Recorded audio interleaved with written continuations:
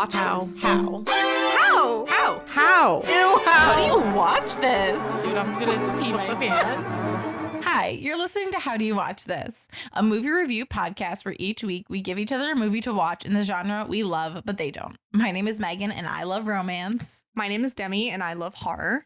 And this week's common thread is time travel.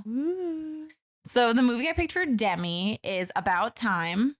And the movie I picked for Megan is Triangle. Right, so we'll just jump right in. Mine is going to be really challenging to review. I forgot to give you a warning and basically say good luck. Yeah. Because it's okay because I like going in knowing literally nothing, Yeah. and I genuinely had no idea what was, I mean, I knew there was going to be some element of time Right. travel, but I wasn't expecting what I got. yeah. So to start, it's a horror / thriller. I'm trying to give subgenres now on the genre because you've been doing that and I've just been like horror. Spookies. every week. Spookies. I'm scared. So the movie's name is obviously Triangle, directed by Christopher Smith, released in 2009. My snapshot, which I wrote about 10 minutes ago. A ragtag group of 7 go on a yacht. It crashes. It crashes. They're rescued by a barren ocean liner. Suddenly, someone starts murdering them. But why? That's a great snapshot. But why? It's crazy. We're going to find out in this week's episode. So the movie opens, and I'm going to start by saying there's like a lot of camera changes. So I'm going to try to just like give this as concisely as possible without being like camera change. Yeah, this one is definitely going to be a tough one. Yeah. So props for you for attempting it, even though you're forced to. Thanks. But Yeah, I like had no choice, but thank you for the props. I appreciate it. So it starts on this woman is holding a boy and she's like crying and he's panicking and she's basically saying like, oh, you just had a bad dream. And then it switches and there's like a man mowing the lawn. There's a sprinkler. The same woman is like pulling a tipped boat out of water. So I thought I was like, ooh, is this like a premonition? Because I knew that there was something about water involved. Yeah. She's cleaning like a blue spill off of the floor. Another maybe premonition. Not premonition. Foreshadowing. Someone rings the doorbell and she goes outside. She doesn't see that there's anyone there. She starts packing up this huge bag, throws it in her trunk.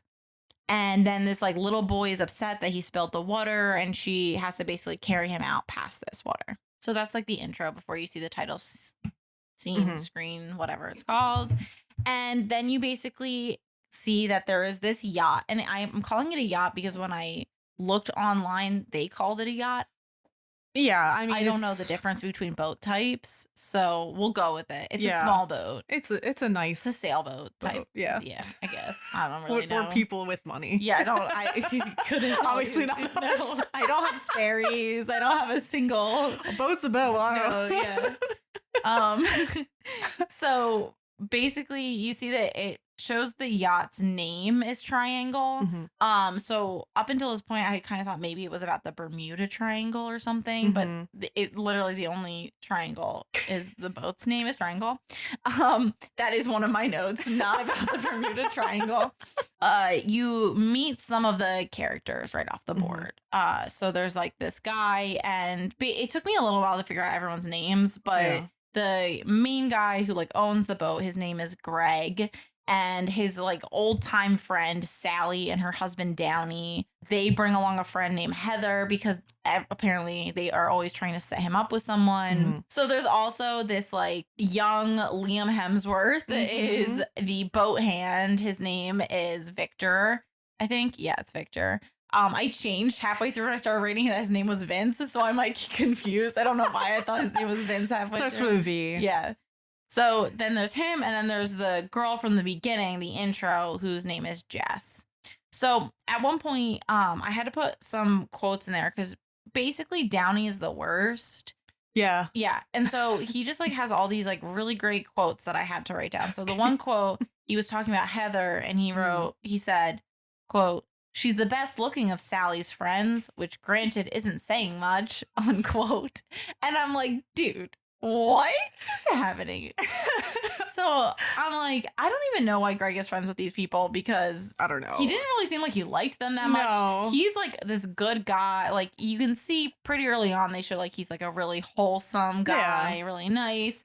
And the rest of them, Yeah, definitely Sally and Downey just seem like typical pretentious. Yes. Yeah. So it's a weird relationship. I know he's friends with both, but I don't know if he's like friends with like Sally and then the husband comes in, or if he's friends with Downey and then Yeah, I don't know. All I know is like he dated Sally for 4 days in 8th grade. So technically they're exes. Yeah. And Sally definitely seems to have some sort of weird crush on him. Yeah. She's very like, I don't know, protective is Yes. the word, but yeah, for sure. Okay, well, I'm jumping ahead of myself because basically like none of this really matters. No, none of this matters at all to any of the plot, like at all. So this is why our review episodes have been so long. Just talking about character relationships. Yeah. That's what the people want. Yeah. So basically, rewind. So it's Greg, Sally, Downey, and Heather are on the ship, and then Victor comes walking up, and he's followed by Jess. He was just like, "Is everything okay?" And Victor was like, "No." And then he was like, "What?" And he's like, "What's going on?" And then Jess like hugs him really weird. Yeah. It's like this like slow, intimate, like and she looks a little traumatized. she looks like, yeah, she looks messed up. She looks not good. So she apologizes to him, and he's just like, "Don't apologize. Are you okay?" Like, he's being so nice. Yeah. And then they take off. So they just start the boat. They start boating. They start boating. And then you see that Jess is taking a nap, and there's like some weird scene changes where she's basically, what's implied is that she's having a dream that she is waking up on the sand, and there's like hermit crabs, and she's like looking up at the sky, and then all of a sudden she's back in bed, and she wakes up and she realizes she has a bad dream. She has an interaction with Heather, that friend, and it's not really like anything meaningful that occurs in that conversation. You just learn that like Heather is not into Greg. She doesn't care about him at all. And you'll see more interactions where like she's talking to Sally and she's like, "I don't like Greg." Right. She's talking to Greg and she's like, "I don't like you." Yeah. I'm not interested. Yeah, not interested. So basically, Heather is not a threat to this relationship. The relationship I am speaking of is, of course, between Jess and Greg, because he's definitely like hardcore crushing on her. So anyway, I know this sounds very chaotic, and that's because it is. Yeah. Lots of scene changes. Victor basically is saying to Greg at this point that he had a weird interaction with Jess, and she couldn't remember where her son was, and she was like, "He's in school, but it's a Saturday." And then Greg is like, "Yeah, well, her son has special needs, and his school's open every day. Check yourself." Really defensive. Yes. But like, I don't know. I feel like it's fair for Victor to be like, yeah, this was a little weird interaction. I definitely would have thought that was kind of weird if I didn't know everything around it. But again, you see more good guy Greg coming out. Then, of course, Downey says another weird thing, quote, "Do you boys sunbathe together?" unquote. Yeah, when like they were just talking. Yeah. Right. Okay. He just says that because apparently Victor is helping Greg with his boat, and Downey is the worst. So can't have any normal male friendships without it being a little bit, a little fruity. Yeah, come on. So then Greg has Jess help him steer, which is just, another little flirty moment. There's so many seagulls. There's just nonstop seagulls, which is just like, I mean, I knew it was going to be a horror film, but I didn't know that was going to be in there. Like, I mean, seagulls are horrible. So scary. There was one time where in the movie, and I'll talk about it, but they actually freaked me out. So we learned that Jess is a waitress at a diner, and then there's a point where I don't know what happened, but Sally said the R word. She called Jess's son the R word, and all caps. I was Oh, I was so upset. I was like, oh my God, how dare you? Because like Sally really hates Jess. Yeah. For some reason. She like does not want Jess and Greg to end up together, which is like I said, I thought that there was some weird kind of like she likes him, but like then why would she try to set him up with Heather? It doesn't make sense. I mean, I guess we can discuss it after the movie's done. Yeah. But we'll come back to it. Okay, cool. Maybe there's more of a reason. But yeah, at this point, it's like, why are you tripping? Yeah. Sally weird. sucks. Yeah. Sally sucks too. So Heather has a crush on like Victor, apparently, like the 18-year-old kid. So I guess that Greg ran into Victor, heard his story and felt for him and was like, come on, move in with me and help me with my boat. Yeah. So you're learning more about how Greg is just a saint. I really like still looking for a flaw for Greg. Haven't found one yet. So again, we're seeing a lot of flirting between Greg and Jess, and she's just acting kind of weird. Like there's just something strange, and he's like, you feel guilty, you're not with your son. And she, she's like, yeah, that's what's going on. So Sally was like, Heather, go get Jess away from him. And so Heather comes up and was like, Sally wants to talk to you, Jess. So Jess goes and talks to her. Again, Heather's like, I'm not interested. And then all of a sudden, they're yachting away and then the wind stops. And they're like, what's going on? Like, how come this is so strange? And Victor's like, has this ever happened before? And Greg was like, not so suddenly. And so it's really strange because there are storm clouds farther away, which you would think would mean there would be more wind, not no wind. Everyone's getting nervous, but Greg is like, don't worry, there's an engine, we can get back. He alerts the Coast Guard to the drop in wind and says that there's seems to be an electrical storm coming ahead, which I mean, I don't know. I'm almost 30 and I still don't know what an electrical storm is. But I just does that mean there's lightning? I don't know. I guess. Yeah. Email us. How do you watch this if you know? He's talking to the Coast Guard and all of a sudden there's these sounds of someone saying, help me, coming through the radio. And he's like, distress caller, where are you? What are your coordinates? And he loses the distress caller. And he basically, the rain hits them. It's going nuts. And Greg is like, get below deck, get the life jackets. And the rain is bad, I wrote. It's bad. It's bad. So it's going hard. The roof collapses. The roof of the yacht, I guess the floor of the yacht going underneath. Because there's an underneath of the yacht. Yeah. So that collapses. I don't know. Rich people know what I'm talking about. Boat terms. Oh. Yeah. So Greg's like, cut the main sail. So they're cutting the sails. Jess goes above and Greg's like, you shouldn't be up here. And then he's holding her and the people underneath are drowning in the water. Water's rising quick. Chaotic and dramatic. Heather gets pulled out of the boat. She's gone. Goodbye, Heather. Really made an impact here. Yeah, she really did. And spoiler alert, she never comes back. Yep. That was the last we see Heather. I don't know what her purpose was aside from getting us all confused. Well, we'll talk about it. Yeah. So then basically the boat crashes under a wave. Vince gets not Vince. Sorry, his name is Victor. Victor gets knocked off. Jess fell off the boat. Somehow magically they all make it back onto the yacht except for Heather. Yeah. R.I.P. Yeah. So, even though they got knocked off into stormy waters, the water calms down. The boat is flipped upside down. They're standing on the boat. I guess they're fine. Greg is consoling Jess that her son is at school, and so he'll be taken care of until they are managed to make it back. Just seagulls calling like crazy. And all of a sudden, there's this big boat that comes through. And at this point in time, because I knew the theme was time travel, I'm like, it's from the early 1900s. It's the Titanic. We are seeing... Oh my God. It was not good CGI at this point. No, this movie is definitely a little lower budget, yeah, I think. But, it wasn't horrible, but I was like, it looked like it came straight from the 1900s. It's called the... is it Alice or Ellis? I think it's the Alice. I think it's the Alice Miami. So I guess it's from Miami. But the name of the boat itself is the Alice.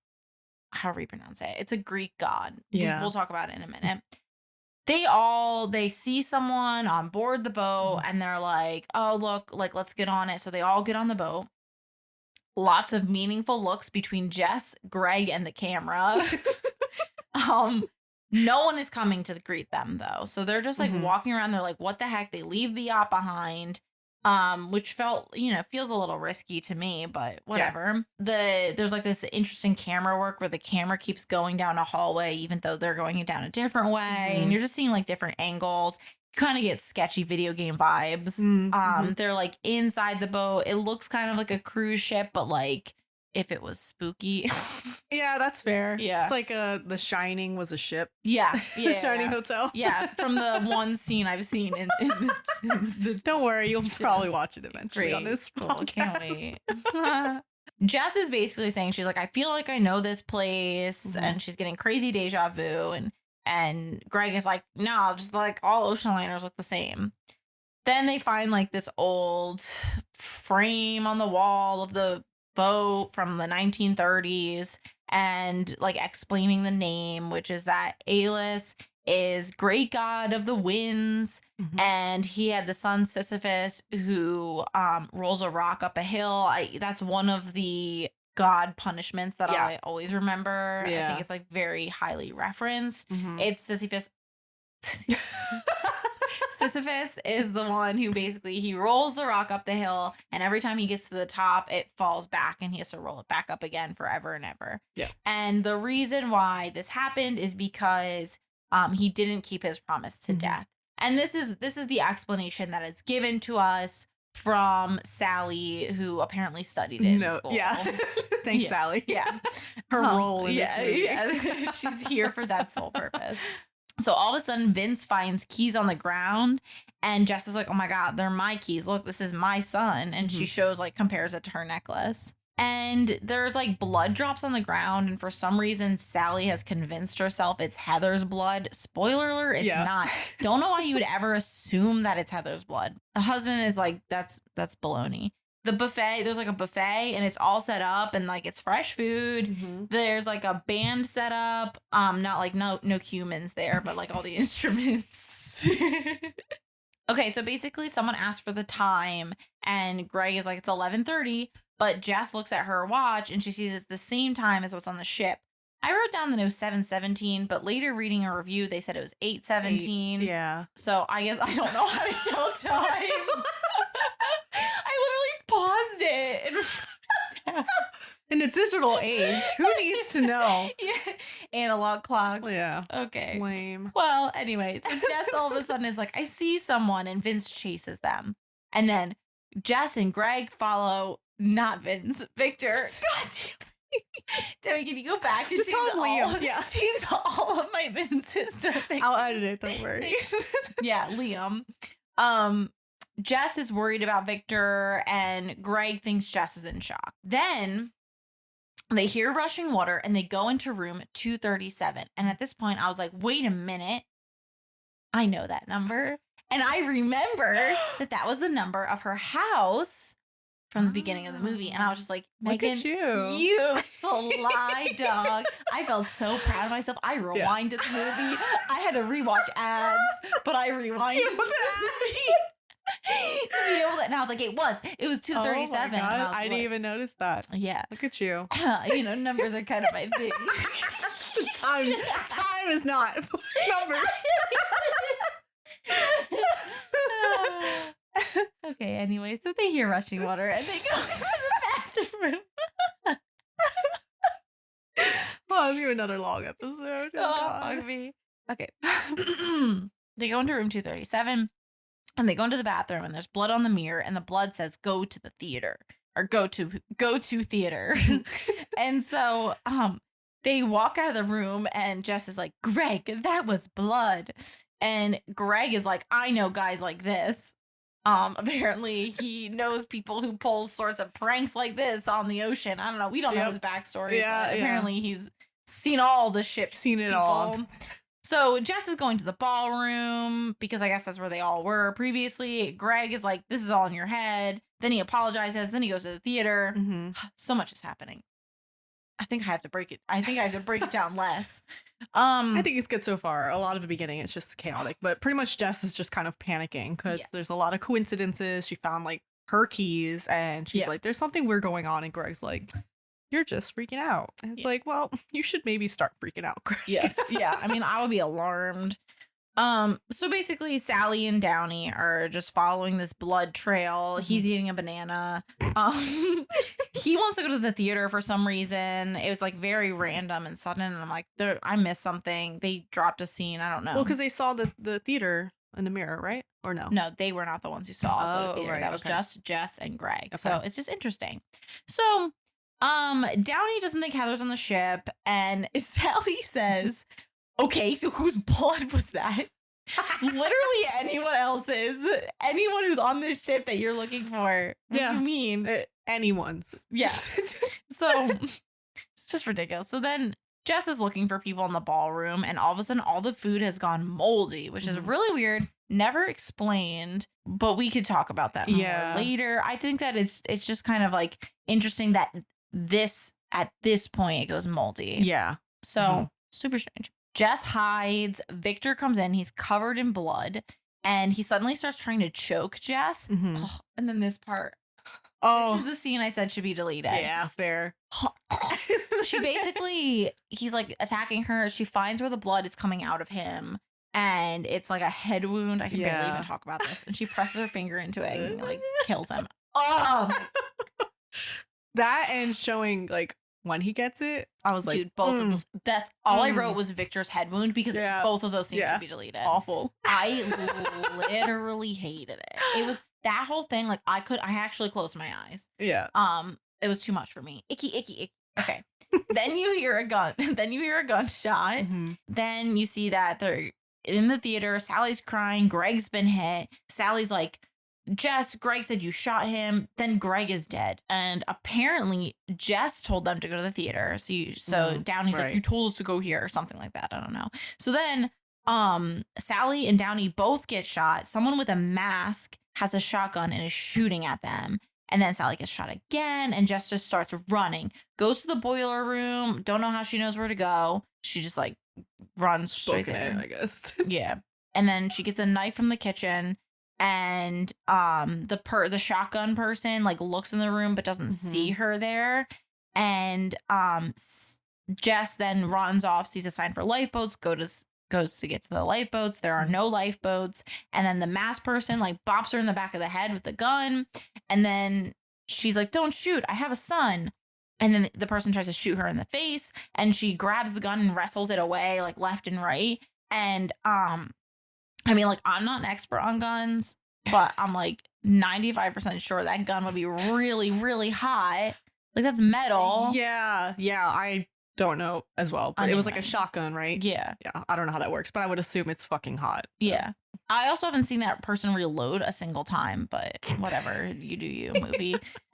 So Jess runs off. The masked person like throws the gun at her, which feels like a bad choice. Yeah. She like falls. Yeah, she like whips it at her to knock her off, which is a weird choice. The railing. It was a bad choice. She her knife has gone missing. I don't think she ever used it. She ends up grabbing an axe, and basically back and forth, like they're just fighting. It's hand-to-hand combat at this point. And then it gets to the point where Jess is winning the hand-to-hand combat. This person with the creepy mask on their face is on the edge of the boat, and they're saying like they're really muffled. You can't really hear them, but you're hearing you have to kill them. It's the only way to get home. And then that person like Jess swings at them, and the person falls off the boat. You hear music playing, and it's at this point that I realize that Jess is in heels this whole time. Yes, those gaudy ass fucking wedges. I'm like, bitch, take them off. Literally the instant I had to start booking it, those would have been off my feet. I would not be wearing those. And who wears? I don't know. I guess rich people, but who wears wedges on like a boat or a yacht? Like this, you would slip, and die. Well, apparently not her, even though she's running full bore throughout this whole ship. And she wears those shoes to the very end. Yep. It's the only things that last. Yeah, seriously. Seriously. So she adjusts the record player for whatever reason. They're screaming outside the room. And she goes outside and she sees herself on the yacht. So she sees her and Downey and Sally and Greg and Victor, like all standing on the yacht waving to get up there. So you're realizing now it's on a time loop. Yeah. Bum, bum, bum. Love our time loops. Yep.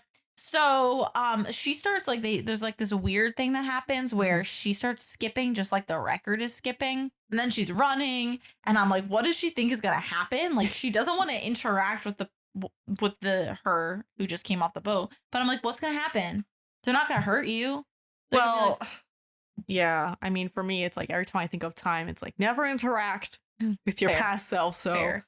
I don't know what she was thinking. I mean, she ends up interacting with her past she does, self, so that doesn't help. But I guess she was freaked out. And yeah. was like, well, fuck. I don't know what's going on. So then you see that like her keys fall. So that's how that whole little loop happens. Yeah. She follows the water sound. She sees the note in the mirror. She sees a body floating in the ocean. I guess it's Downey. She's somehow able to see that.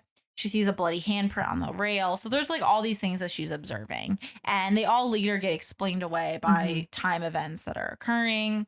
So Jess is interacting with Victor, and she's saying that Greg is dead, but he's not dead right now. He was dead, but so this is Victor 2. Maybe you should number them. Yeah, one of the reviews I read was like numbered them. So basically, this is the second iteration of Victor. All the other ones were dead. Yes. And so now there's the second Victor, and she's telling him that Greg's dead, and she's trying to explain what's going on, and all of a sudden she has an apple, and I don't know where that came from. And then she throws it, but there's no body in the water anymore, and she's really sounding crazy. And basically she's like trying to explain it to Victor, and she shoves him against the wall, and he hits this like hook, and it goes through his skull, which I don't feel like that would actually be that easy for that to happen. However, yeah, because I mean, Victor's a pretty big dude, and she's a little small. She had to really force it, but I don't know. I mean, it was like, but I hated it. I know. It was like the bottom of the head. So like it's squishy. Oh, sorry. I literally hate that part. So horrible. So you know that's eventually what ends up killing him. She's freaking out. She's like running. She goes back into the boiler room area, I think. I don't know. There's like some little space. Yeah. She's holding her head and screaming, and there's like voices, and then she looks down, and there's all these papers on the floor, and they all say, if they board, kill them all. And then she writes, if they board, kill them all. Like, why'd you write that? To compare the... Oh, to compare the handwriting. Yeah. Oh my God, thank God you're here. I was like, she's just having this moment where she's like, I must join That was the first time I was like, why are you writing that? I'm like, oh. Yes. Yeah. See if it's her handwriting, which it is. Yeah. So then she sees the outfit that the shooter was wearing. She sees all the guns, and then she's hearing voices in her head saying that you kill them all, kill them. Jess, you have to kill them.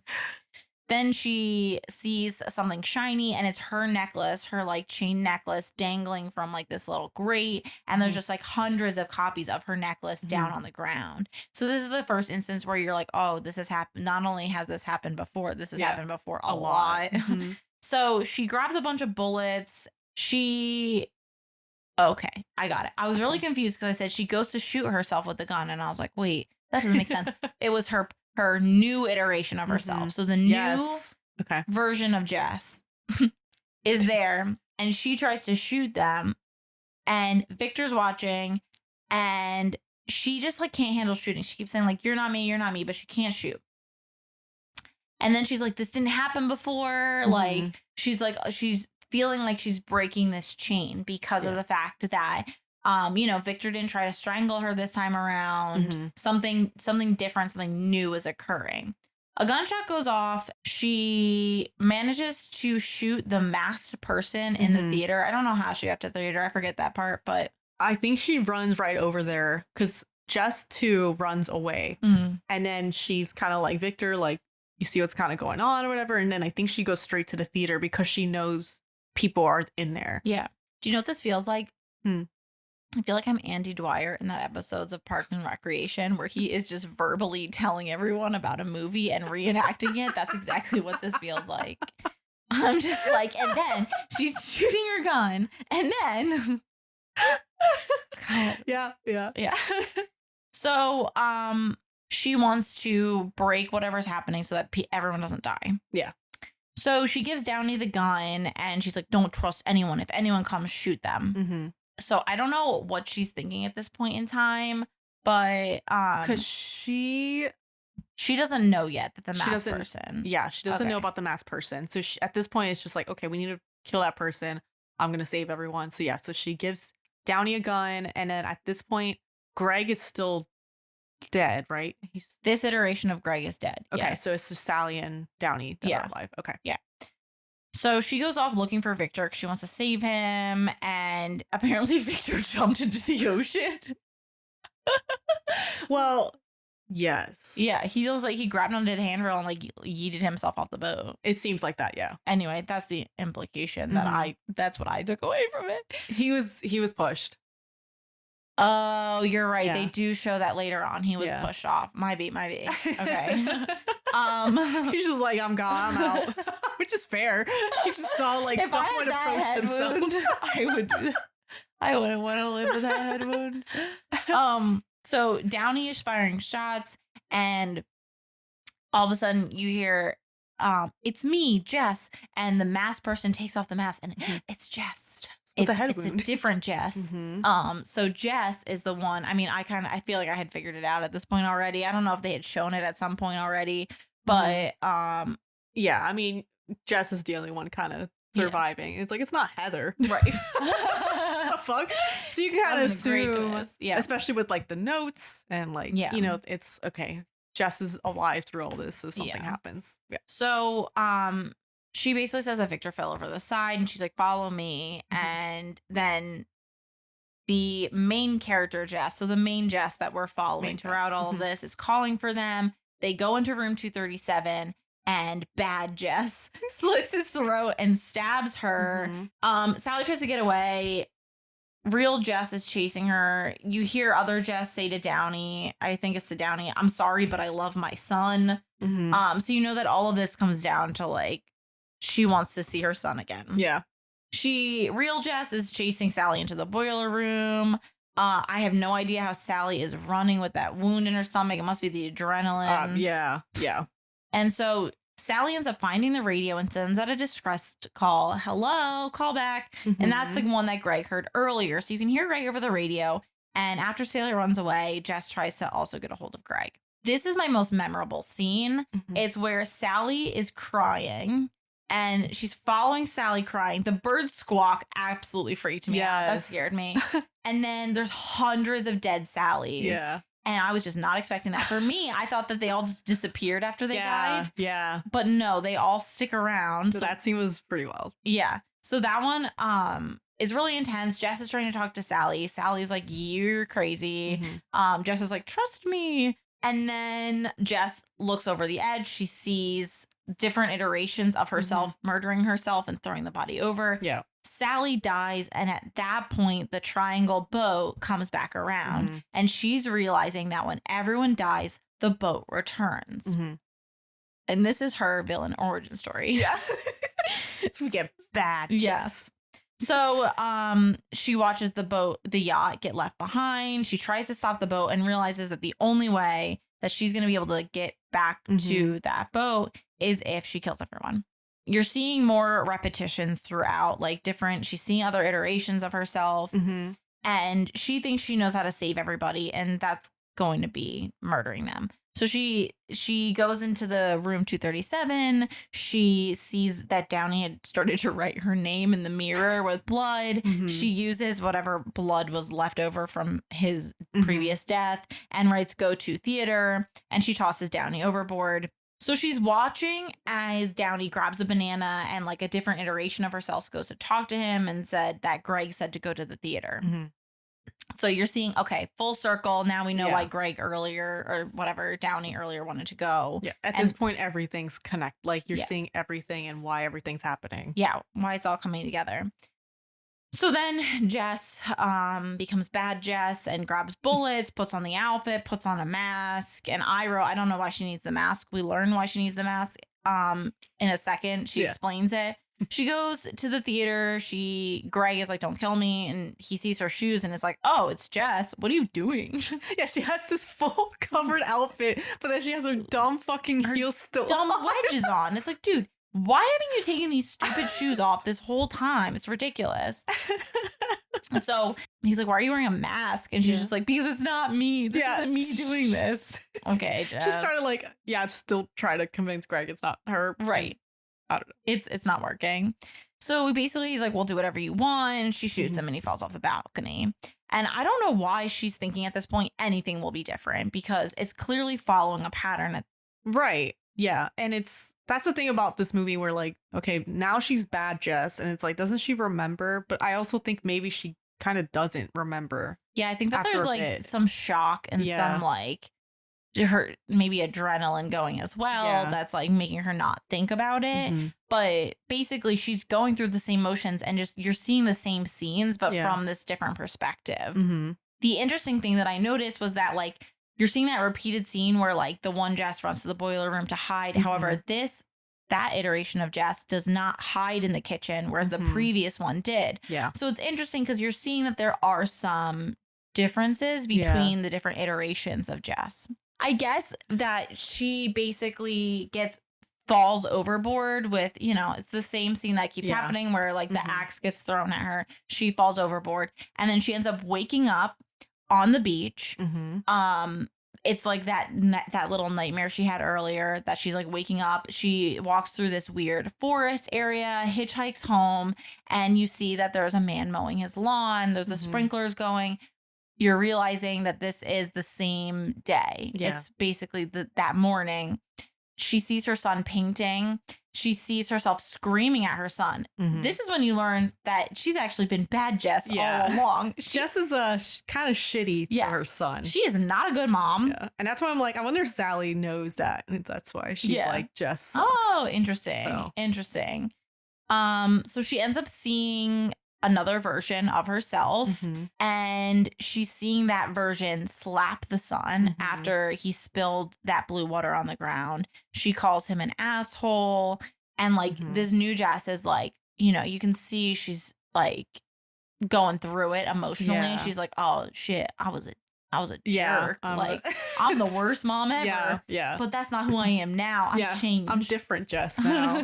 So she like rings the doorbell, goes to the shed, gets a hammer, goes inside the house and ends up killing herself with the hammer. And by killing herself, I mean killing her other version of herself. And the son saw this poor freaking kid. He's screaming, he's crying. She grabs him. This is the scene you see from the intro. Mommy's fine. It was just a bad dream. Sometimes we see things that aren't real or whatever. She puts the body in a bag, takes the necklace off the body, puts it on herself, puts the bag in the car. So you're seeing these scenes from the introduction again. This time she's driving Tommy and she's like, things are going to be better. I'm not going to hurt you anymore. And then all of a sudden a seagull hits the car and there's like a smear of blood.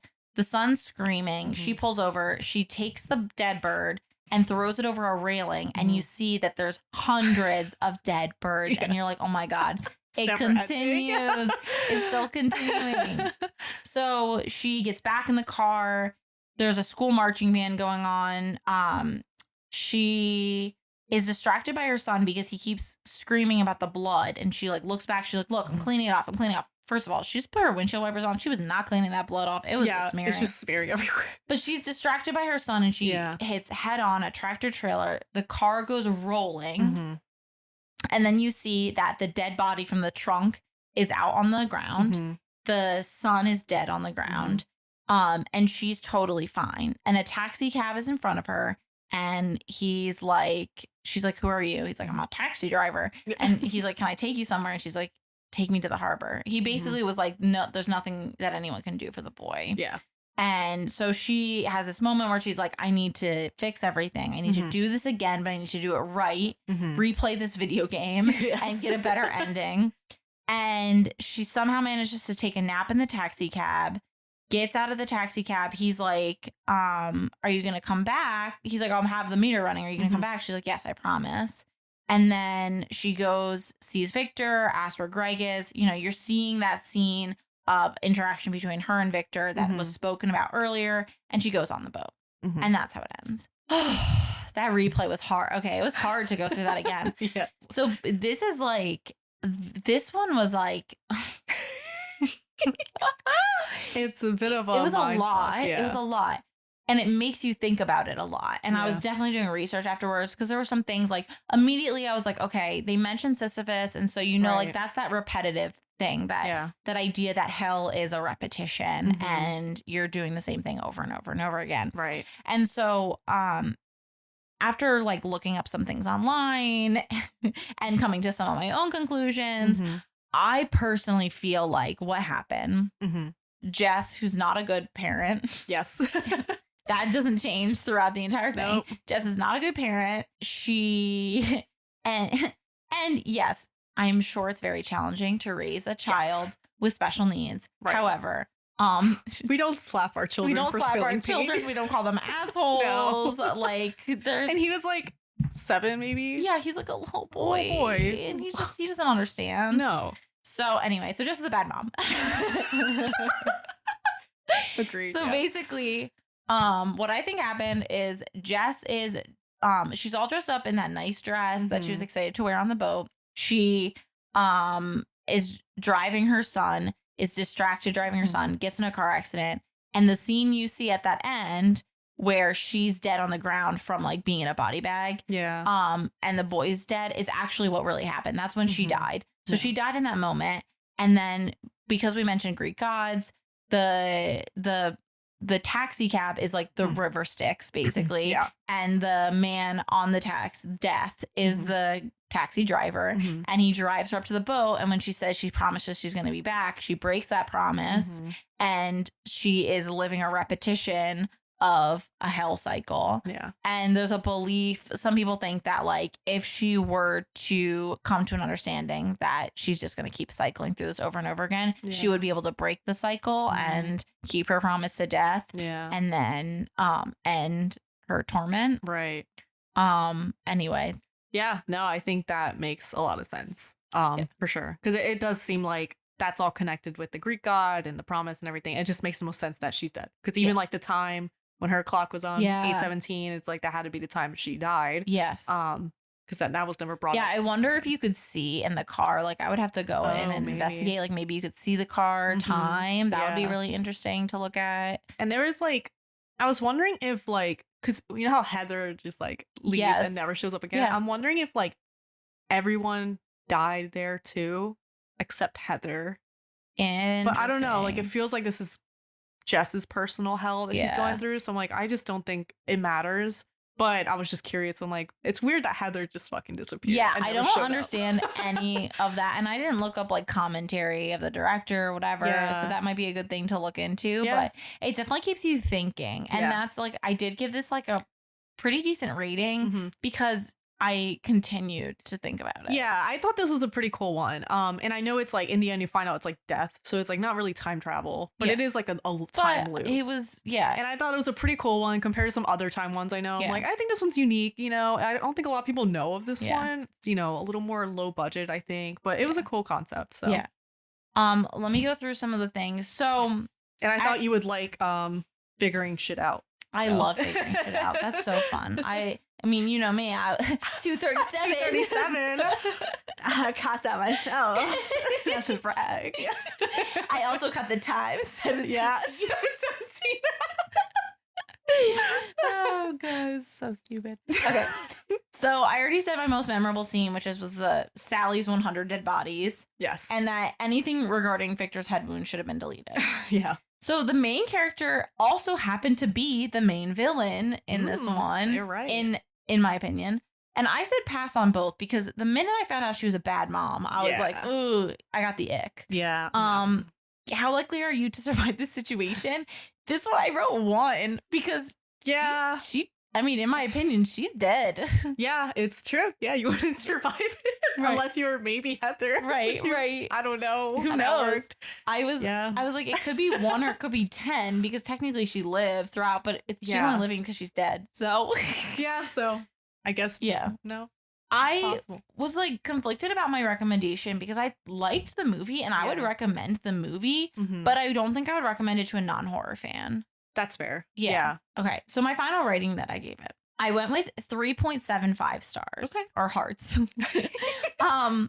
I was kind of conflicted because part of me wanted to give it a little bit more of a higher rating because of the fact that I have been thinking about it and I thought it was well done. Yeah. But I didn't like the excessive gore. Like, I think the Victor's head wound thing really took it from possibly being a 4. It was very gross. Yeah, that was very icky. I mean, it was, I guess, technically a bit of a slasher type of horror. Right. It wasn't crazy with all of that, but it was enough. And I think that, like, you know, it doesn't bother me that it was low budget. Like, budget doesn't really, you know, yes, you can do a decent amount with a lower budget. I think that, like, the concept that they had was really good and it was executed well. There were some things that are kind of, like, strange that prevent me from being able to give it higher. But yeah, I did enjoy it. Oh, good. Yeah. Yeah. No, I think that's a fair rating. You know, I felt like you were going to like it. But I knew you weren't going to love it. Because even me, I think it's good. I don't think it's the best movie ever, but like I think it's, you know, a pretty unique one. And I would say for horror fans, they would enjoy it. I don't know about non-horror, like maybe if they're, you know, treading that a little bit. But yeah, cool. Okay. I think you did a good job with, you know, explaining it. Mildly stressful. I was like, I feel like I'm just repeating myself, which makes sense. I know, and it's hard like talking about it because it's like, oh, and this happens because this, and then remember this. So it was good. So my movie. Yes, I'm like a little nervous actually because there are some things. Don't be nervous. Okay. Okay, so my movie is About Time. It's called About Time. About time I talk about this movie. Genre is rom-com, and the director is Richard Curtis. Year released 2013. And my snapshot is Tim finds out he has the ability to time travel. He meets Mary, and they have the cutest relationship while Tim continues to use his gift throughout their lives.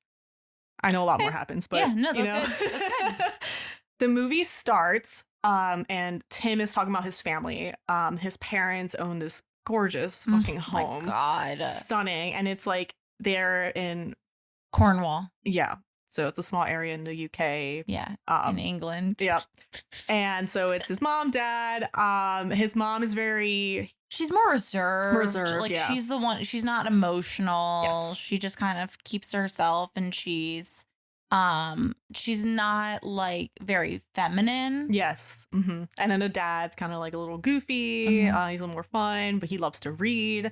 And then there's Uncle Desmond, who's a little like strange, distant, you know, like there's like something kind of, you know, like he's like off in space. Yeah. And then his sister, who he calls Kit Kat, Catherine, and she's a younger sister. She's like hippie, kind of rebel, like trying to find herself. Very emotional. Like, yes. The opposite of the mom, I guess. Yes, the opposite of the mom. So it opens up, you know, the family's very happy. They have a lot of routines. They have, you know, things they do a lot as a family, which is really nice. And then they have every year the dreaded New Year's Eve party. And Tim is very much awkward. Yes. He's very cute. He's what's his name? Oh yeah. Travis was like, is he Harry Potter? Oh my God. Brett, so he watched like the end with me, and he's like, oh, that's one of the twins. And I'm like, it's not one of the twins. And Brett's like, no, it's definitely one of the twins, the Weasley twins. I'm like, no, it's not. And like, I knew it definitely wasn't the twins, and I forgot he was actually in Harry Potter. He is one of the brothers. So Brett wasn't off, but I didn't let him know that because I realized that after the fact. I'm like, oh, he is a brother. He's not a twin, but he's a brother. Okay. His name is Dom? No? Oh my God. I didn't expect that name for him. It's spelled Domhnall. Domhnall? Oh. Domhnall Gleeson? Yeah. He's Bill from Harry Potter, and he was in that one Black Mirror episode. Yeah. So that one of the ginger actors. There's not many of them. Yeah. Okay. So it's him. He's Tim. The one Black Mirror episode. It was a good one. And so he's very awkward. He's very cute, but like he's just like weird. He just doesn't know how to be social and interact. Right. So at the New Year's Eve party, there's this girl, and she's like really into him, and he's just like doesn't know how to respond, and so everyone's like kissing at midnight. He does not kiss the blonde chick, even though she like definitely wanted it, and she feels awful and like runs off, which I felt bad for her. Yeah, she's like crying. Yeah, because it's like awkward. Yeah, but you know, you're rejected. Yeah. So Tim feels bad, and then the next day, the dad is like, "Hey, I need to talk to you. You're 21 now. I need to let you know the men in this family can time travel." And Tim's like, "Yeah, fuck off, dad." Yeah. And he's like, "No, no." I'm like, "I'm serious." And so the dad's just telling him, you know, it's just something the men have been able to do, and that it's a family secret, and they can only travel to the past, but like places they've been, and places like physically, like physically been before, places they have experienced, where their physical body has been. Yes, yeah. So you can't quote kill Hitler or shag Helen of Troy, unfortunately.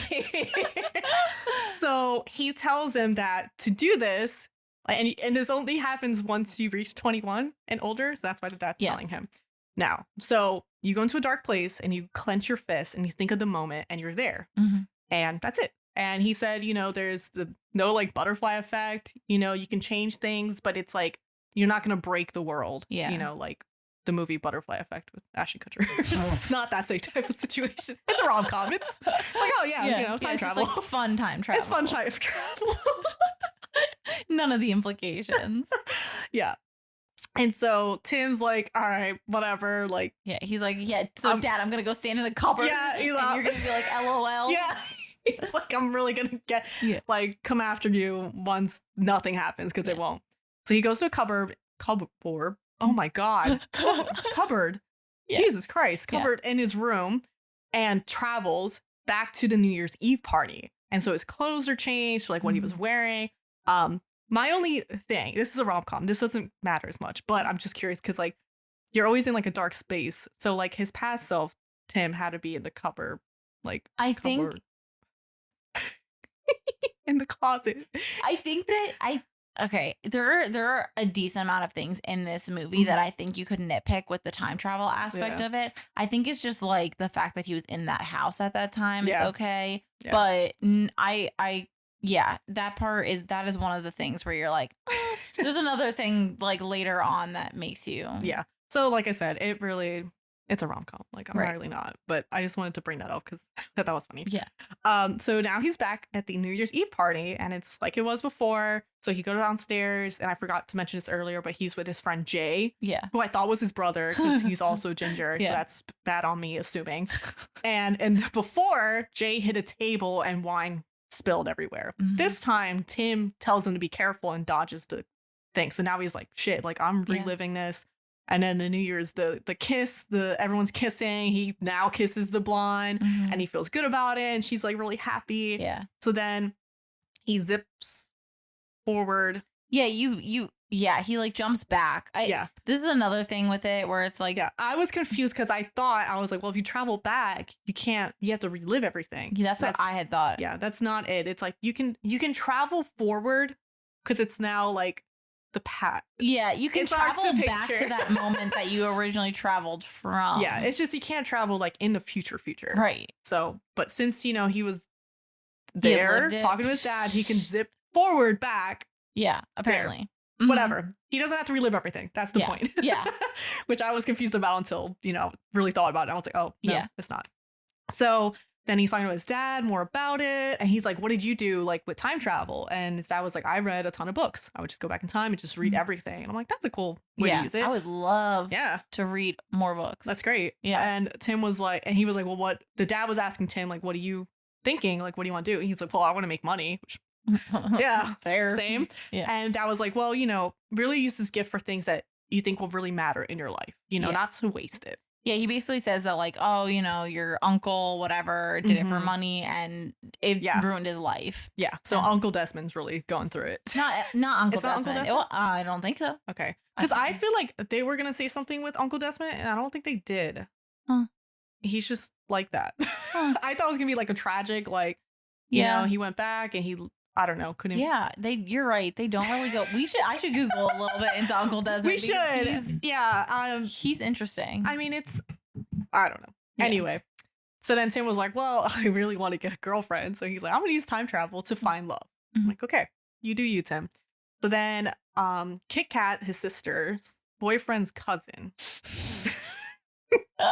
Charlotte is coming to stay for 2 months, and Charlotte is played by Margot Robbie. Mm-hmm. Babes. Mm-hmm. She's so gorgeous. Yes. And so of course Tim's like, I Right. want her. Who wouldn't? So she's staying for 2 months, and like the one point they're like Kit Kat and Charlotte are sunbathing, and Charlotte's like, oh, Tim, can you put like suntan lotion on my back? And he's like, yes. And he gets up immediately and then fucking squirts it all over her back. And the dad is like miserable. He's like, Yeah. oh my God, this is so uncomfortable. Yes. I hate my life. And so Tim runs inside real quick. He's like, I'll be back. And he time travels back. Yeah. And in this time when she asked him, he's like, oh, 1 second. And he's like reading Yeah. his book, and he gets up and he like rubs her back, and it works out. So now you're like, okay, Tim's going to use this in this way, which makes sense. Yeah. Like, you know, Fix those blunders. I would be able to. any I could embarrassing spend moment. my whole life going back and fixing every embarrassing everything moment. that I would end up like Uncle Desmond, just fucking Yes. fucked up from all the Yes. time travel. Yes. So I even wrote here, because I guess he sees Uncle Desmond again. He runs into him. And I said, Uncle Desmond seems very lost in thought. It seems like he messed some shit up too much in his timeline and then nothing Yeah. else from it. No, so. it really, he does, like, throughout the whole thing, he's so confused, and Yeah. I do wonder if maybe that there is something that went wrong with him, because he Yeah. is continually forgetting who he's talking to, or Right. whatever, so maybe there is some, like, he's jumped back so many He's times. kind of like he's just- lost in, he's like Yeah. in 2 different places. I don't Yeah. know. Because he's not that old. And I was like, I don't think he would No. have like Alzheimer's or something. But I No, mean, they don't ever explain nope. it. It doesn't matter. Yep. Uncle Desmond's not a main character. Yep. Anyway, so on the last night that Charlotte's there, Tim goes to her room and he kind of tells her, like, you know, I've fallen in love with you since you've been here. And she's like, you know, you shouldn't have waited to the last Mhm. night. Like, if you brought it up before, like, maybe we could have done something. But like now it's like too late. So he's like, all right. So he time travels back to like about a month ago. And he does the same thing. He goes to her room and he's like, I fall in love with you. And she's like, let's just see how the summer goes and ask me again on the last night. Yes. So basically contradicting what she said before. And at this point, Tim says, all the time travel in the world can't make someone love you, which is important. And yeah, basically it was kind of never going to work out. Obviously, Charlotte wasn't into him. And I think no matter how many times he kind of went back, I don't know if it was going to work out. So then Charlotte leaves. The next day, Tim heads out to London Mhm. to, you know, kind of start his future new job and hopefully find a girlfriend. So he's staying at a goals, staying at a playwright friend of his dad's named Harry. And Yeah. Harry is out of his fucking mind. He's literally bonkers. Tim, like, and I feel bad for Tim because he doesn't do anything, but things just happen to him. Yeah. Like, he's just that type of person. He just gets this energy. Mhm. So Tim like knocks on the door and Harry goes up. He's like, what the fuck do you want? And Tim's like, you're like, my dad is your friend and said I could stay here. And Harry's just like, doesn't acknowledge. He was like, I was in the middle of genius and you interrupted me. Mhm. And he even went to the other room to like just scream. So Tim's just like, oh my fucking God. And then so Harry goes to show Tim like the room and Harry's like, yeah, your dad was a weird cock and I never really liked him. I'm like, what? Yeah. It's just, but he's just so fucking He's just funny. like this bitter man. Yes. But he's like, it's actually hilarious. It's so funny. And so they get to the room and it's his daughter's old bedroom. Yeah. And it's just still covered in like Britney Spears poster Yeah. and it's pink. And he's like trying to make too much noise, especially during sex. And Tim says, there's no chance of that. And Harry says, great, so 2 losers in one house. Then he shows him a picture of his daughter. And he's like, you can have sex with her because apparently everyone else has. He's just like, oh my God, Harry's like out of his mind. He's absolutely But out like, of it his was mind. so funny. So then 6 months go by. Tim is a lawyer. I don't know if he's like a full lawyer. He's like I think he's like going into yeah, whatever the yeah. lawyers in training are called.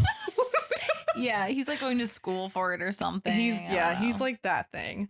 Because I was like, damn, he's a lawyer. Yeah. But, I don't think he's like a full lawyer.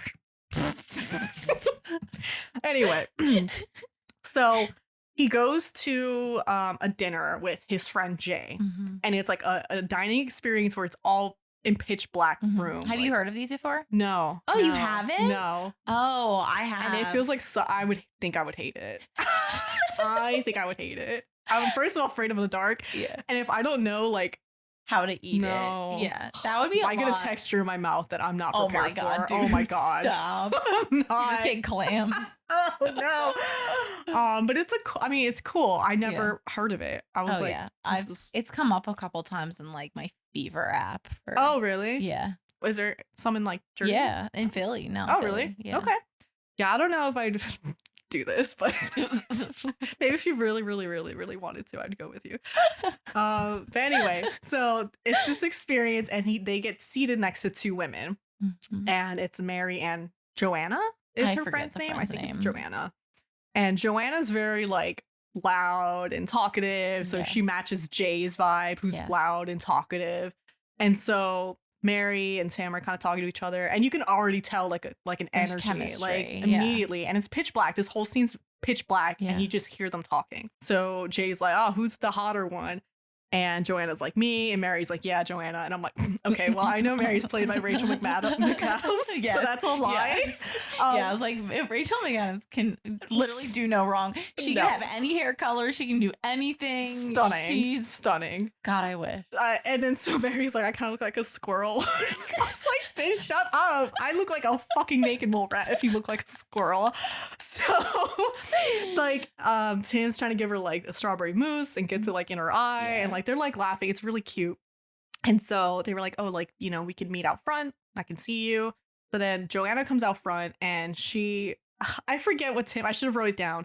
He says she looks like some sort of prostitute, like a like a I don't know. And it's fair. Like, I mean, Joanna's not ugly, but she's just very kind of like trashy looking. Yeah. And then Mary comes out, and she's the cutest. I mean, of course. Yeah, she's adorable. She's adorable. And she has like these like fringe bangs that are a little short. And she's like very insecure about it. And Tim's already smitten. Yeah, he fell in love immediately. And so he asks for her number, and, you know, they're just talking, and they are immediately attracted to each other. And I'm like, this is great, Tim. Yes. Like, good for you. And then he fucks it up. Dude, this is the one thing about this movie that I remember hating it the first time I watched it, and the second time I watched it, I was like, I makes me so angry. I'm like, because it's the most adorable meet cute. It was, and like, I'm like, why? Because like then, you know, obviously later on, I don't like my friends enough to. No. Do what okay, let me explain what happens, because I would never do this, especially for Harry, who we talked about. Yeah. So Tim gets home, and Harry had his opening night for his new play.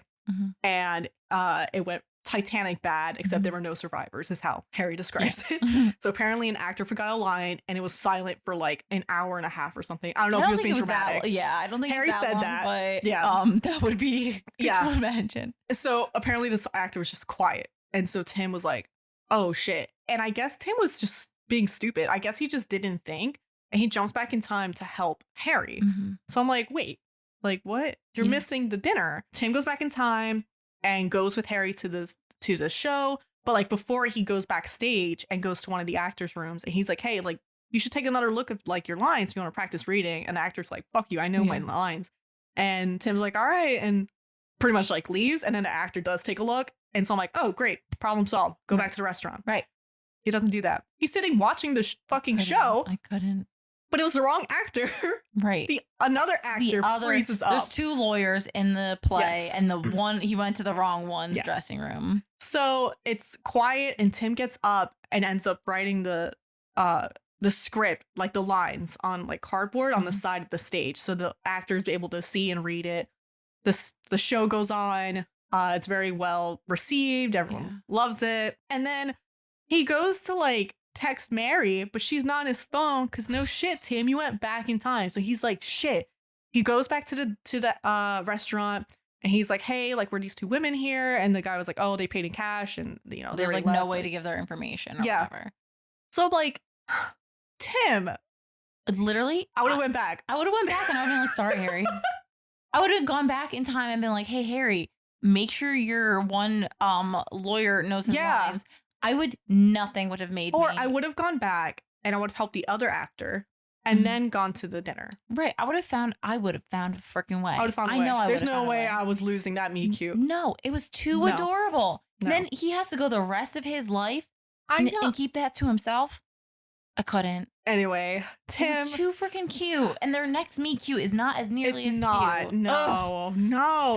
That is the worst part of this whole movie. I do think Tim, because it was not the first time, but I don't know. I guess he just wasn't thinking. Like, I guess he was on a high from meeting Mary. He just wouldn't think about it. I mean, he could have fixed it though. He could have fixed it. He didn't. Yeah, but I guess the plot had to go on. So whatever. It's fine. We can't just watch a whole movie about this one incident. I guess. Just repeat it. Yes, I could. Literally, I definitely could. So one thing Tim learns about Mary during the dinner is that she loves Kate Moss, and so there's a special exhibit going on, and Kate Moss, photos and shit. Yeah, it's like a photo exhibition. Yeah. So then Tim's like, all right, I'm going to go and I'm going to wait, sit and wait. So he's sitting and waiting until he sees Mary. Eventually his sister kind of pops up to visit him. Yeah. Keep him company. And then Mary finally shows up and he's like, oh my God, it's her. So he goes up to her and he's like, oh, it's so nice to see you again. And of course, Mary's what is he thinking? Who are you? Yeah. And I would have been like stranger danger. Right. Because he was giving vibes. Yes. Dude. And she was way too nice about it. The fact that she didn't kick him in the balls at any point is beside me. Because he was like, oh, your name's Mary. And she's like, how do you know my name? And he's like, oh, you just look like a Mary. My mother's name is Mary. And she's like, I look like your mother? And he's like, no. So it was really awkward. It was really awkward. And Mary was too nice to him and was like, I'm going to go. Right. And she walks away. And the fact that he didn't just immediately go into a closet and then go back 10 minutes. Yeah. So he goes back to his sister and he's like, I fucked up. This is horrible. And she's like, no, try again. Just try it again. So then Mary is there with her friend. Joanne. Yeah. I just forgot her name. Yeah. And so he goes up to him again. He's like, I'm so sorry. I thought I knew you, blah, blah, blah. And Mary's uneasy, but her friend Joanna's like, oh, he's got a nice smile and fun hair. Joanna is wild. Yeah, obviously. And so it's like, just give him a chance. I'm like, Joanna's not a real friend. And then Tim's like, oh, I'm just Kate Moss's biggest male fan. Yeah. And then Mary's immediately like, oh, really? Yeah. And she says this whole thing about how she's perceived, how Kate Moss is perceived and different shit, and Tim remembers that for the future. And also he very clearly is just agreeing with her. He's not bringing anything new to the conversation at that point in time. Yeah, he was like, oh, I totally agree with that. It's like, oh, great. Cool. So then he's like, oh, can I have lunch with you guys? And they have lunch together. I would have been like, no. I definitely would have ditched him right away. It was not cute. No. And I don't know if part of it is just time. Because they said the butterfly effect isn't a thing, but I feel like they're kind of tied a little bit, you know? There's clearly chemistry between them. She obviously felt a draw to him. Yeah. So they are eating lunch and Tim's like, do you have a boyfriend? And she's like, yes. And he's like, what? He's like, no, you don't. And they were like, and Mary was like, do I look like I don't have a boyfriend? And so apparently this was a very new boyfriend named Rupert. And they met at Joanna's party, which was the night before, 2 nights before. Yeah. Because a few days went by. Yeah. So it is fairly new boyfriend. So she met him there and Tim's he's like, I need details. Where, and he's trying to get the time and the location. And at this point, definitely would have been no. But Joanna was like, oh. Gives her address. Yeah, she gives her full address, all the details, because Tim's like, oh, I need a visual. I'm a visual person. I'm like, absolutely insane. And Rupert does show up and he's a nerd. Right. So basically, before you. Oh, Rupert shows up to the lunch, and so he knows now what Rupert looks like, and he's a nerd. And by nerd, Demi does not mean he's a cute little nerd boy. She means he's annoying. He's a jerk, a douchebag. That's a nerd. Nerd in our vernacular is a good thing. Yeah, we love nerds here. We love our nerds. So Tim goes back in time for this instead of going all the way back to the dining space. But whatever. I guess he wanted to help his friend Harry because it does help. Because of this, Harry's show gets big. He has success. Some success, which is nice. I guess. I mean, I'm not that nice. Sorry. No, I'm not. I guess he didn't want Harry to potentially, especially a friend who would talk. Well, okay, that was dark. Because then he wouldn't have a place to live. God damn. trying to think of what Tim was thinking, okay? I don't think that's what he was thinking. I think he's just a good person. I think you're not a good person.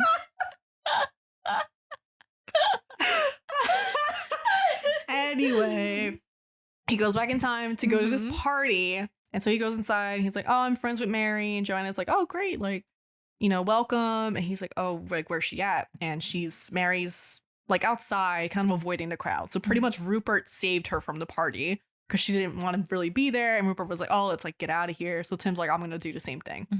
So Tim goes up to her and, you know, he just brings up Kate Moss again. Right. But he brings up that whole speech that Mary brought up. And so Mary was like, oh my God, like that's exactly what I think. Yeah. And he says, you know, like he loves like her hair and like her face. And she gets like real blushy because like, because who doesn't love to be praised? Yeah, and he's just saying that all that up front. And we're like, I don't know this man. Like, that's crazy.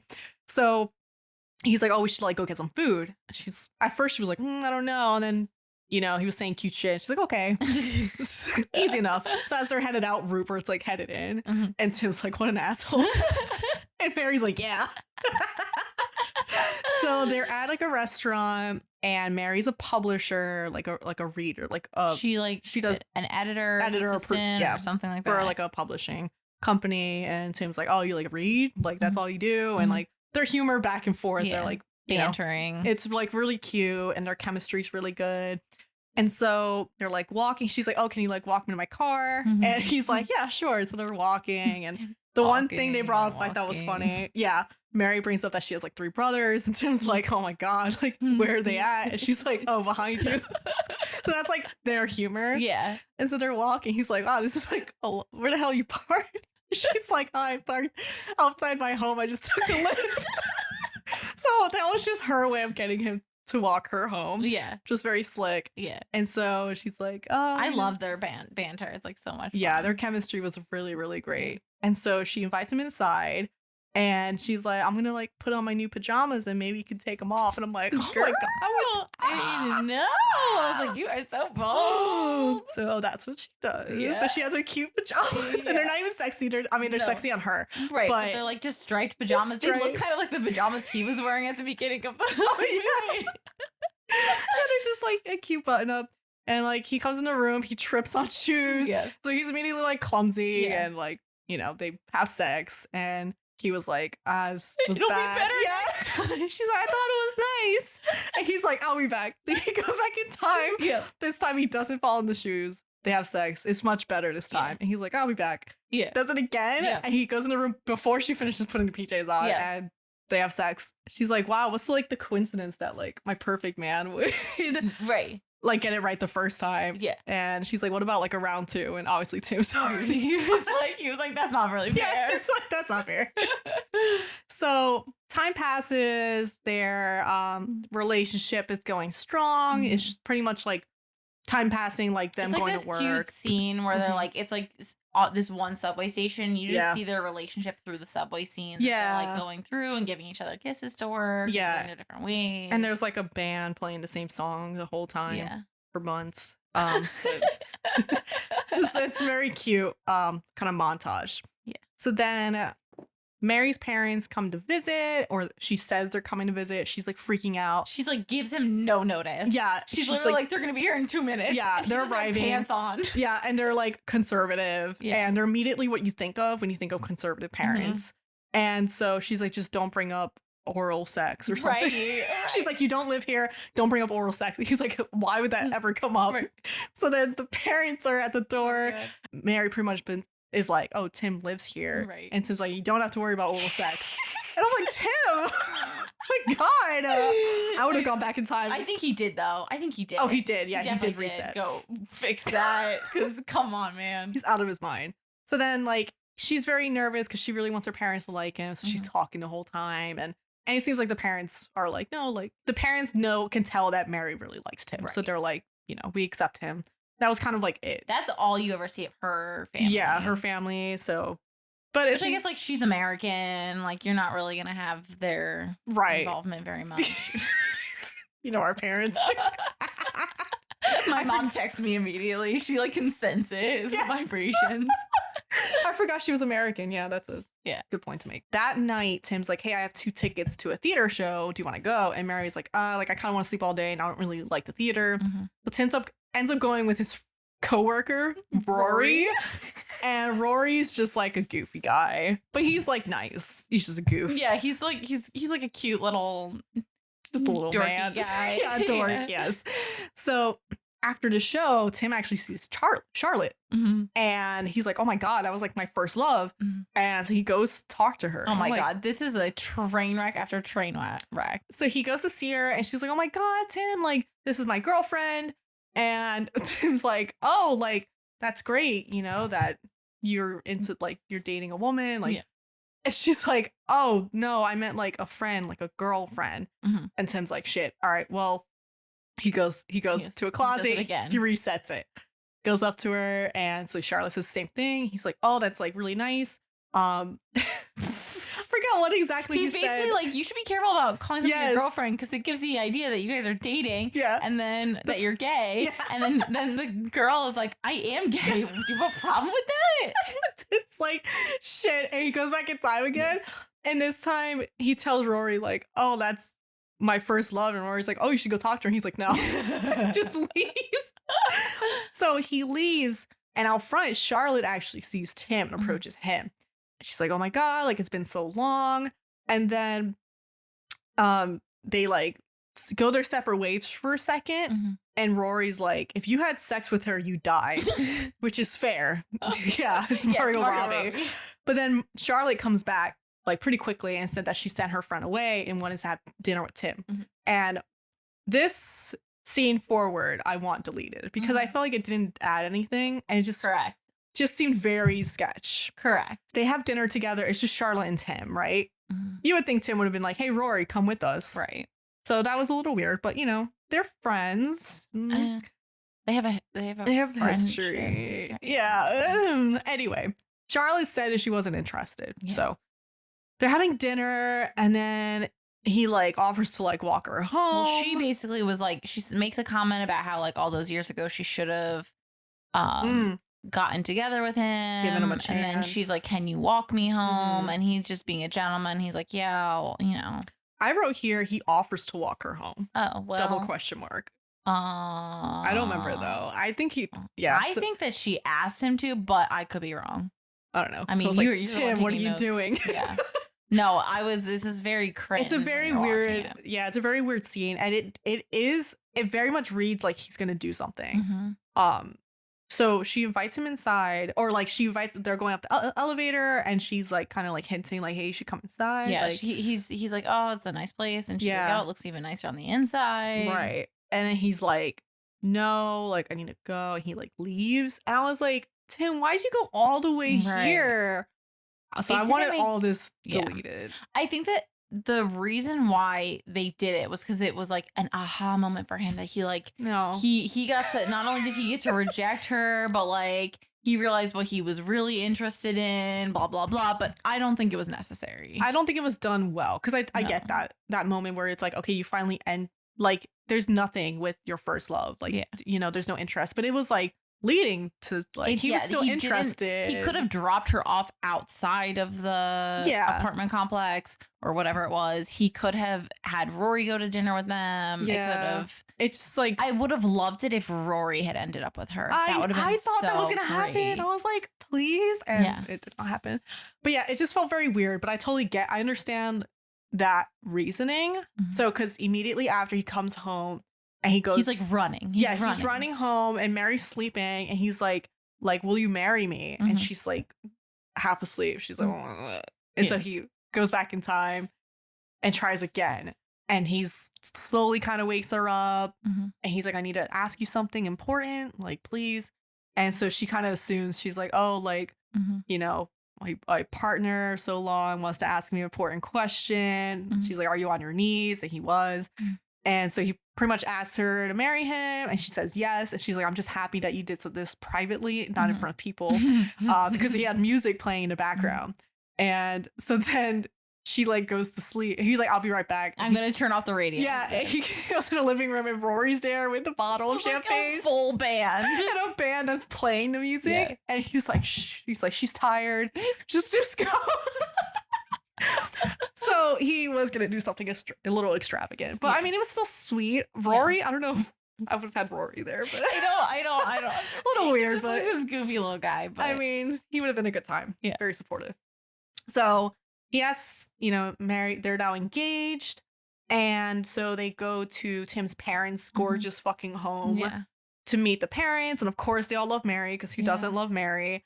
And I made a note that the brother-sister relationship felt a little weird. They didn't feel like real siblings, but that was just a nitpick of me. I think that there's a lot more like affection coming and not as much teasing.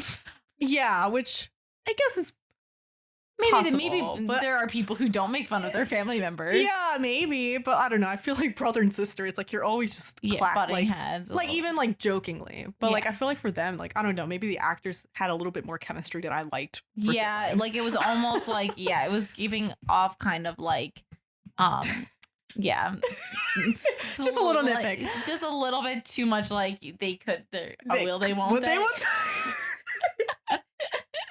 Maybe if they were American. Yeah. So, Demi, you are just full of it today, aren't you? You're the worst. A little crazy today. So, and the sister like ends up tackling Mary to the floor and kisses her face because she's just silly and goofy. And I would have been very upset. I would not have liked that. No, I would not have liked that. I can't visualize that happening to me. So she was like, the sister's very supportive. Obviously, everyone's very supportive of Mary. They all love her. And Tim's playing ping pong with his dad, and talking about Mary, and Tim or the dad's like, I really like her. Blah blah blah. So then they announced to the family that they're getting married at dinner, and they were like, it's happening very soon because Mary's also pregnant. I'm like, well, yeah, and they like did not lead up to that at all. They just drop it. Nope, they just dropped it. So I was like, holy shit. So then everyone's obviously excited anyway. And then they go home, and Mary wants Tim to make more decisions about the wedding. And she's like, I'll take off a piece of clothing for every, decision you make. And I was like, this is... I'll take some notes. Because men are weak like that. That would work.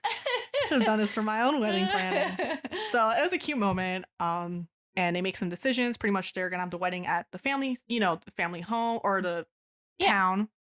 And, who his best man was going to be. He decides on Rory at first. And then it skips to the wedding, and Mary has on this beautiful red dress. No, I love that dress. Oh my God. And the red veil. Yeah. Amazing. Stunning. I mean, of course. Right. But she looks gorgeous, and they have a very cute wedding. And then outside, there's like a rain and windstorm, like horrible. Like everyone's like flying away. It's literally like the tent is ripping and water's pouring on everybody. Oh my God, everything's ruined. So it was like an outdoor tent. The whole rips through. Like horrible. I would have been very upset. Like that for me was like when I was thinking of having an outdoor wedding with a tent, I was scared of having something like that happen. Yeah. And watching it, I was like, oh, the stress. No, thank you. So the tent like flies away.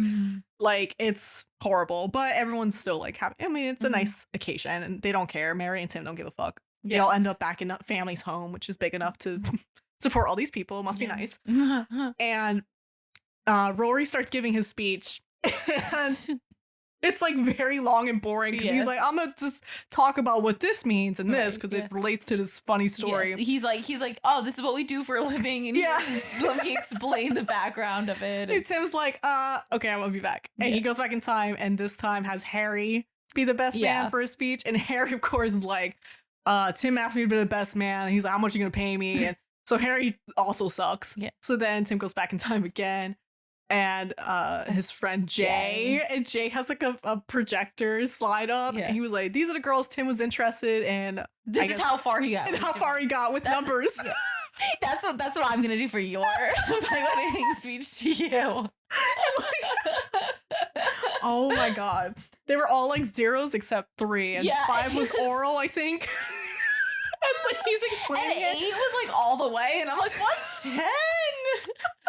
God knows. I guess you'll figure it out for my wedding. Yeah, I will. But he so obviously that was horrible. So then Tim finally decides on his dad, And his dad gives like a nice speech. And then his dad's like, I felt like I could have said I loved you more in the speech. And so the dad actually goes back in time. And he gives this really, really sweet speech. And I was like, and he says at one point, I know, he's like, that he's like only loved 3 men in his life. And like one of them was Desmond, Uncle Desmond. One of them was, I think an author. Like an author. Musician or something. And then one was his son. And it was very sweet. Yeah. So it was a good choice on Tim to finally choose his dad over the 3 other people. God.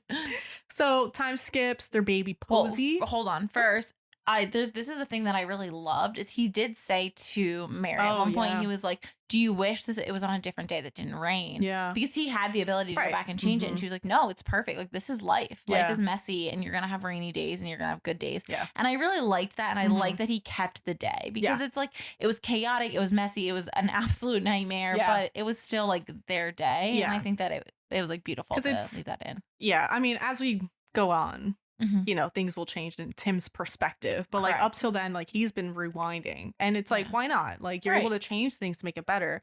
But then, you know, Mary's viewpoint is different because she obviously can't do that. So like, you know, for her, like it was a perfect day. Yeah. And, you know, everything worked out. So except for the speeches, which she doesn't know. Right. But anyway, so their baby Posey is born and you know, it's just time skip. They get a new house together. At this point, Tim says that time travel almost seems unnecessary because everything's just like so beautiful and delightful. He doesn't. Everything's perfect. Every day has its own beauty to it, and he doesn't need to go back in and fix anything. And it's at this point in a rom-com when you know something bad's happened.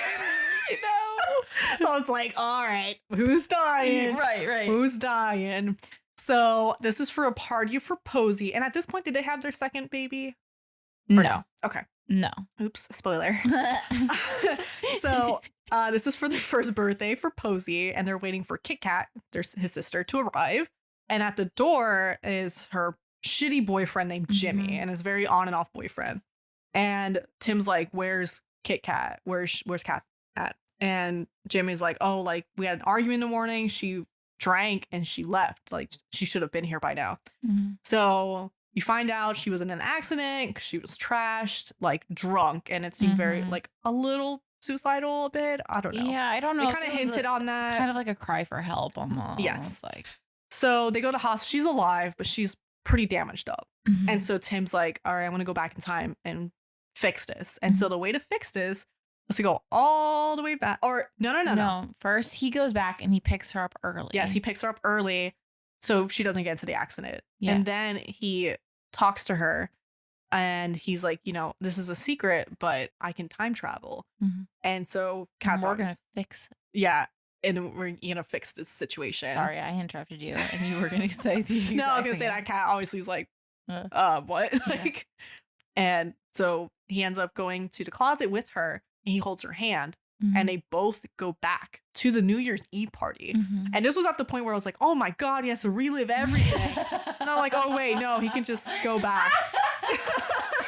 Imagine if you had to relive your life and you had to do it the same exact way in order to get to where. Insane. So they go back and he goes back to here because this is where Kat meets Jimmy for the first time.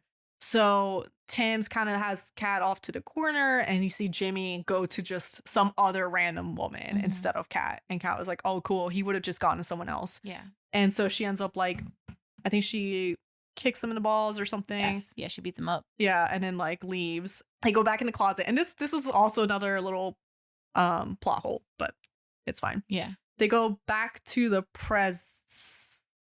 as present as possible. Now that Mary or Kat doesn't know Jimmy. And then in the closet, she's like, oh my God, like Jade, like I'm with Jay. And Jay is the best friend for Tim. And so I'm like, she wouldn't know that because Tim hasn't. Yeah. I think that like in this world, whatever happens and changes, you suddenly know. Yeah. Well, I think up until this point, I don't know if Tim knew things like when he went back forward. Like, I have no idea. I don't know. Whatever. It was a little weird she said that. Yes. But you find out she's with Jay now and Jay's treating her well. You know, at this point you were like, you knew that Jay was kind of like not a bad guy, but just like a bro, kind of like just an immature, like very mature. And but he's with Kat. He's very sweet with her. it seemed like things are, gonna work out well. So everything's great. Yes. And then Tim goes home, and I was like, something's gonna be off. Yep. And he goes home, and the baby is a little boy.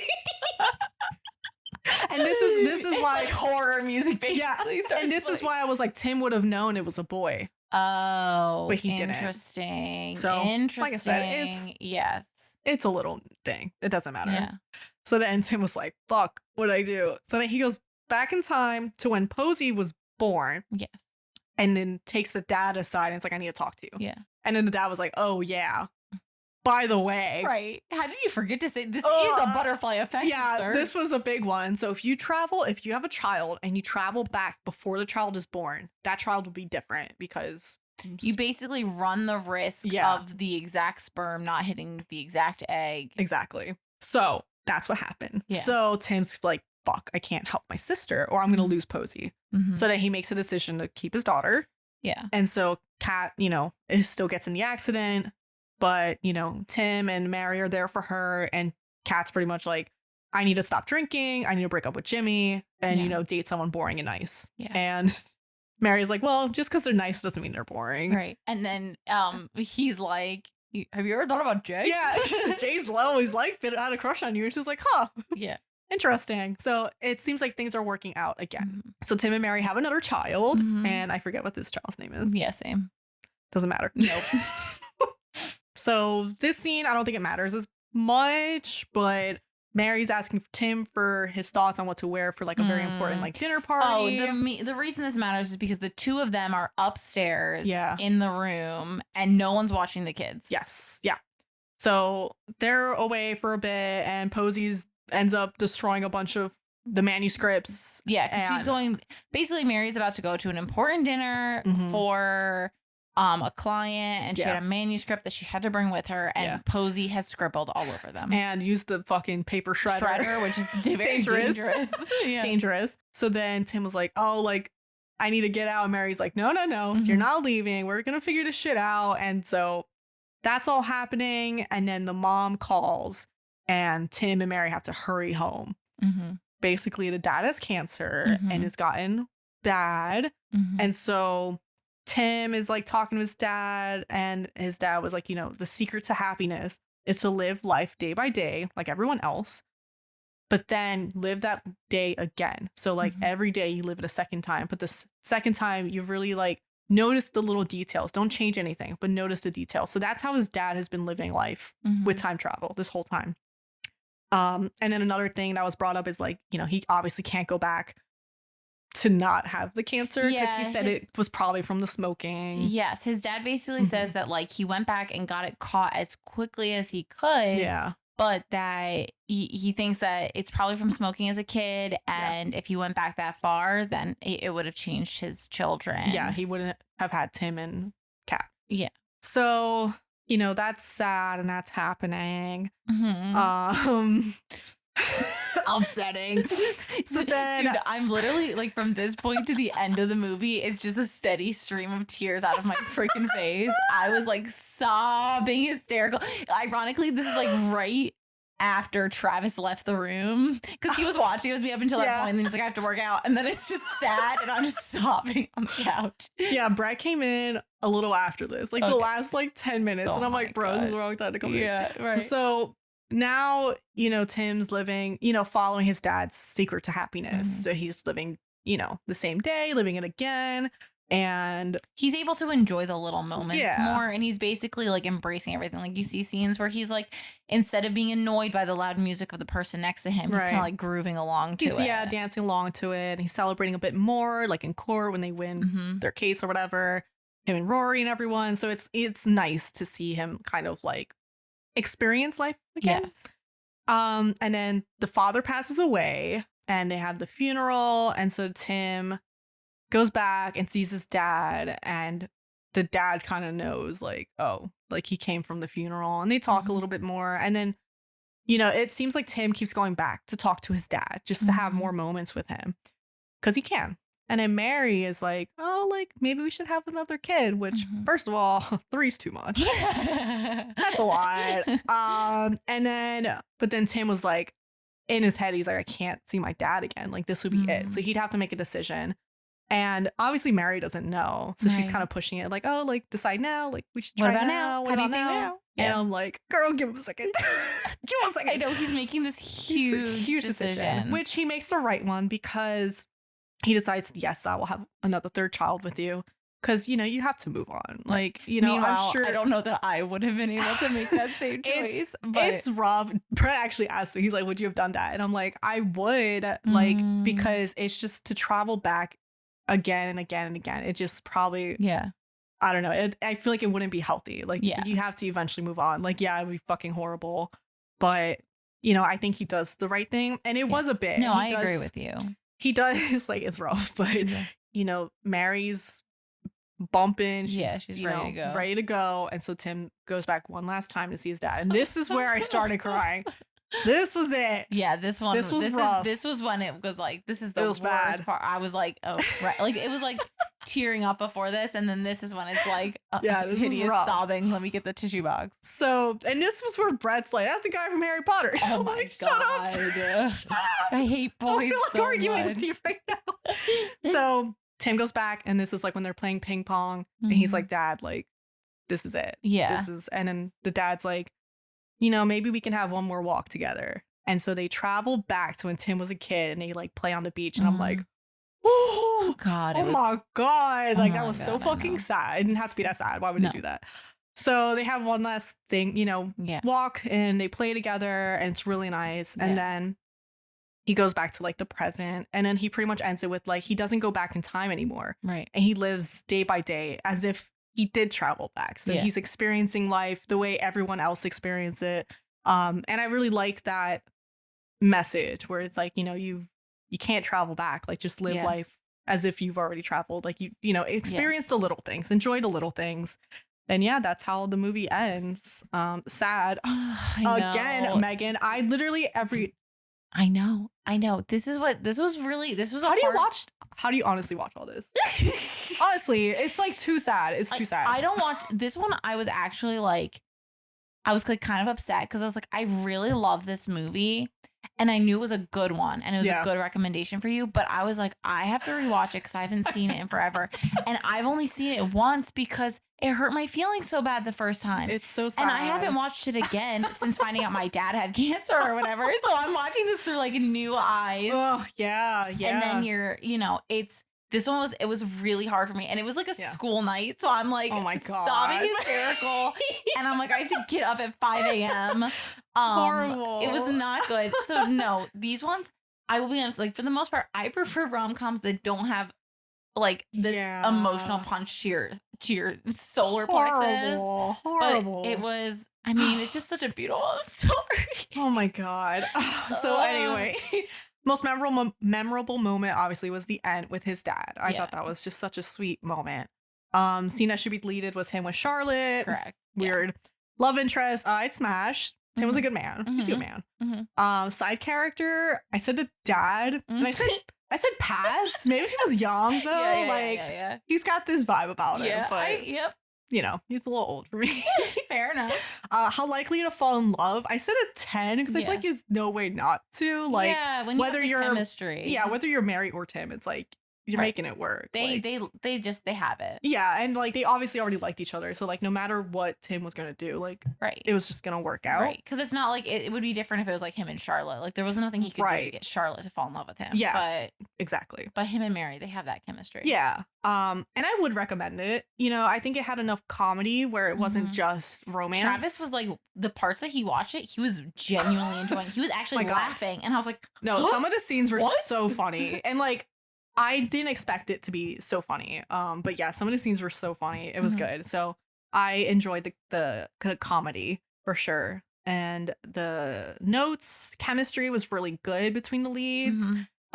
Who says yes to having 3 kids? Probably ask your mom that. Why does someone always die? The title of this movie is so clever. I thought it was such a cute name. Yes. And I said I really enjoyed this one even though I cried. So I did give it a 4.2 hearts. So it's pretty high. I didn't give it a half because I would never watch this one again. No, that's fair. Half and Higher is like I'd watch it again. This one would not, Yes. but it was really good. So it was a good movie. I would not have watched this again if it wasn't for the fact that I was like, I have to watch this again. And the thing is, like, it was like it had a good story and it had like, you know, comedy. It was like fun, but it's just that end. And it's like it's enough for me not to go through just it. like whenever anyone dies in these movies, well, that's what like because I was thinking about immediately. Obviously, I was thinking of the other Rachel McAdams, the time travel movie, with the time traveler's wife, and that one would have been worse. Yeah, so, thank you for saving me. You're welcome. Because this one at least like it ended happy. Like it was like they still had each other. Like grief is a part of the human process. Like it's not like that's something. Yeah. But the time travel worse. Okay. Well, we'll never watching that then. Yeah. Cross that off the list, Megan. See, because I wouldn't even like that's not one that I would recommend because I didn't enjoy it so much. So okay. All right. Well, that's yeah. All right. So those were our movies. Yep. So next week's movies. Right. So my movie for Megan is Willy's Wonderland. And my movie for Demi is Family Man. So try and guess the theme for this one. God, I hope someone does. So you guys can reach out to us on social with suggestions for movies or themes. You can find us at howdoyouwatchthis@gmail.com and how do you watch this on Insta Threads and TikTok. How do you watch? Thanks for listening. Thanks, guys.